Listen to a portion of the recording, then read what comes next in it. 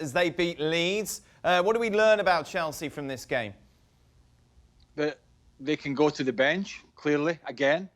That even when they took a smack in the nose, they still defended well. I mean, it was a brilliant goal from Leeds' perspective with that pinpoint pass from Phillips, who's an excellent player for Leeds. But even when teams come at them and give them problems, that they've got a, obviously with Kante sitting now rather than before that with Jorginho, it was Sarri. Kante's defensively minded. Obviously, Thiago Silva's got the experience to marshal the back four.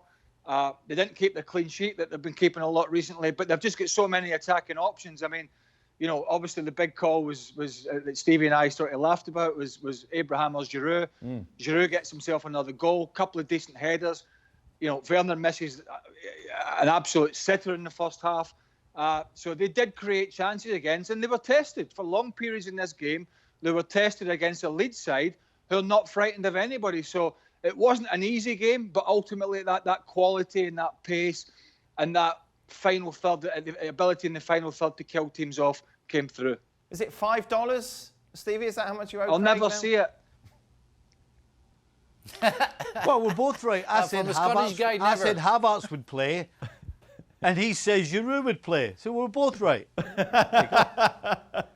Frank, from a Chelsea perspective, how excited are you about the potential from this side, looking at this season and their title credentials? A lot. Everything and every game they play seems to be better, and the fact that some players, we saw Ziyech getting injured, but we saw Pulisic coming back and being very influential in the game. So I'm very pleased. We saw the first real, mistakes from Mendy. But he kept his concentration at the top and made some good save. I think it was a very interesting game, and Del, I was scared, that maybe at the end Leeds will get a goal, and they maybe could have gotten a penalty if Poveda would have gone on the floor because Chilwell kicked him, and that's the problem with football and the VAR and that's the fact that Honesty doesn't play. Because he has no experience, he stays up, doesn't go on the floor, and maybe they don't get a penalty. So, and the VAR doesn't move. Chelsea should have finished the game earlier, scoring more goals.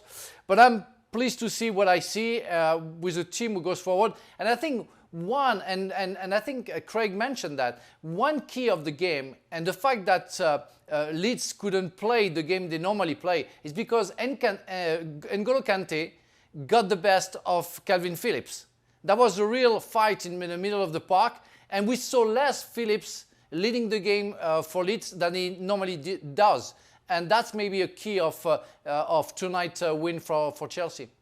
I don't think there's any doubt, Daniel, that when you look at this squad now, that they are very much in the fight and should be in the fight all the way to the Championship.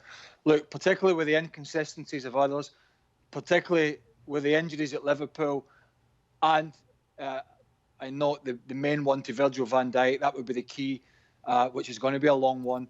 And for all those reasons, and the fact that they did their business early, they are very much in the hunt. Go back to Havertz, that's an interesting one. Stevie mentioned them.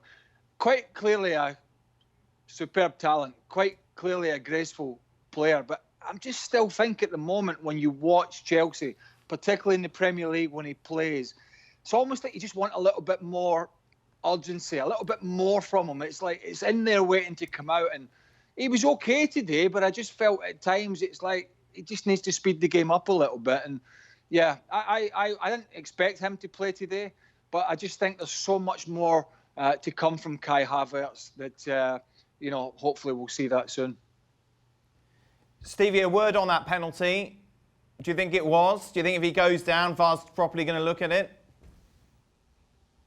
It's an absolute carbon copy of what happened to Andy Robertson last week.